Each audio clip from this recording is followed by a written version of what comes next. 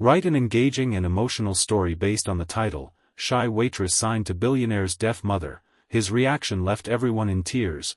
Begin the story with hook who joins the viewers at the end. Immediately capture attention, also motive viewers to like video and subscribe the channel. Develop the plot with emotional depth and relatable characters, including key challenges and their resolutions. Ensure the story maintains a smooth pace suitable for an 400-minute YouTube video, leaving a strong, inspiring message by the end.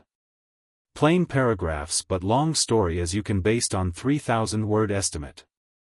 Imagine this, you're sitting in a bustling diner, the kind where the coffee is always hot and the conversations flow like rivers. But in one corner, a shy waitress named Emily is about to change everything with a simple gesture that brings a billionaire to his knees.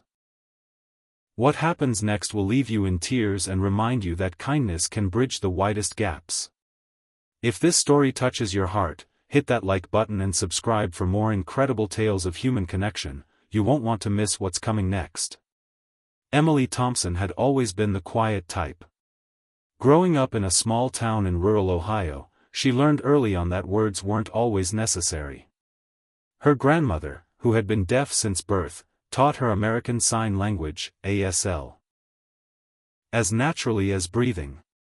Emily's hands became her voice, fluttering like birds to express joy, sorrow, and everything in between. But outside her family, she kept to herself. At 25, she worked at Joe's Diner, a modest spot on the edge of the city, serving plates of pancakes and smiles that rarely reached her eyes. She dreamed of more, maybe becoming a teacher for the deaf, but life had a way of keeping her grounded. Bills piled up, her grandmother's health declined, and Emily's shyness made it hard to chase those dreams. One rainy Tuesday afternoon, the diner was unusually quiet. The bell above the door tinkled, and in walked Alexander Voss, the billionaire tech mogul whose face graced magazine covers worldwide. Tall, impeccably dressed in a tailored suit, he exuded the kind of confidence that turned heads. But today, he wasn't alone. Trailing behind him was his mother, Elena Voss, a graceful woman in her late 60s with silver hair pinned neatly and eyes that sparkled with unspoken stories. Elena was deaf, a fact Alexander rarely discussed publicly.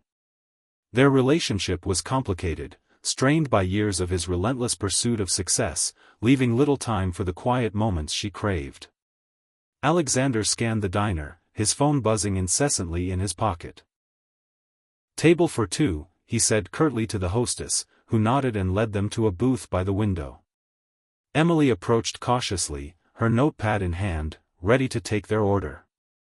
She noticed Elena's distant gaze, the way she stared out at the rain without engaging. Something in Emily stirred, a recognition, perhaps. As Alexander barked his order, black coffee, eggs over easy, no toast, Emily turned to Elena, who sat silently, her hands folded in her lap. Without thinking, Emily set down her notepad and signed, "Hello, what would you like today?" Her movements were fluid, precise, born from years of practice.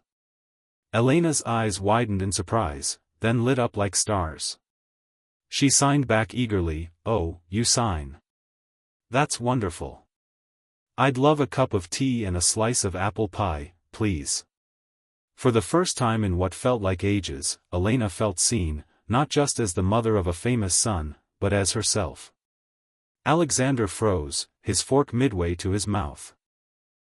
He watched the exchange, his mother's face transforming from polite detachment to genuine delight. Emily smiled shyly, her cheeks flushing as she nodded and signed, "Coming right up."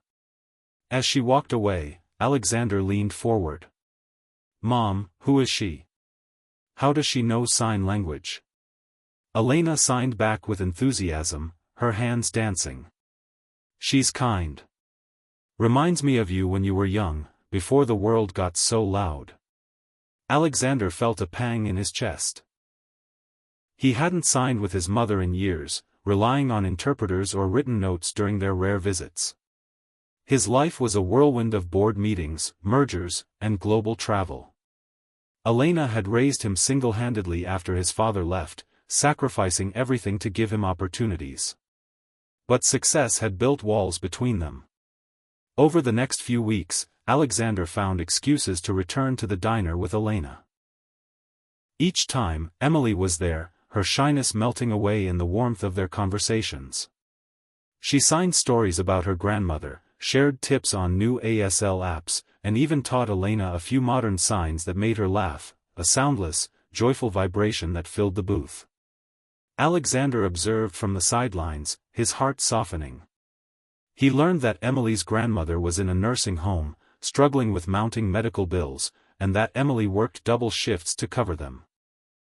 Her dream of studying to become a sign language interpreter seemed distant, buried under the weight of reality. One evening, as the sun dipped below the horizon, Alexander pulled Emily aside after their meal. "You've done something remarkable," he said, his voice uncharacteristically gentle. "My mother, she hasn't smiled like that in years. How can I repay you?" Emily shook her head, signing awkwardly since he didn't understand fully. "No need. It's just human." But Alexander insisted. He offered to pay for her grandmother's care, to fund her education. Emily's eyes filled with tears. "Why? I'm nobody.